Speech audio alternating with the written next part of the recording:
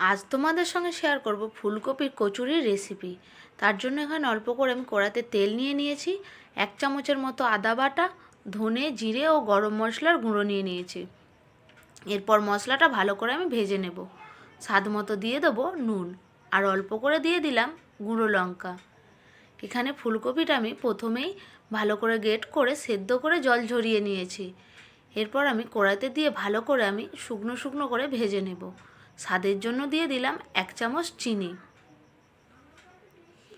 এরপর একদম জল শুকনো করে ফুলকপিটা ভেজে নিতে হবে।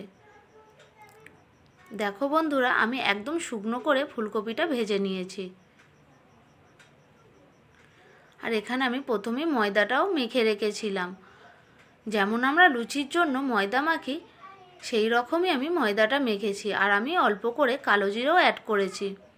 এরপর ভালো করে আমি পুরগুলো ভরে নেব। এরপর একটা একটা কচুরি আমি বেলে নেব। আর আমায় কিন্তু অবশ্যই জানিও আমার এই রেসিপি তোমাদের কাছে কেমন লাগলো। একটা একটা করে কচুরি দিয়ে আমি ভালো করে ভেজে নেব। যারা এখনও এই কচুরি বাড়িতে ট্রাই করোনি, তারা কিন্তু একবার হলেও বাড়িতে ট্রাই করে দেখো।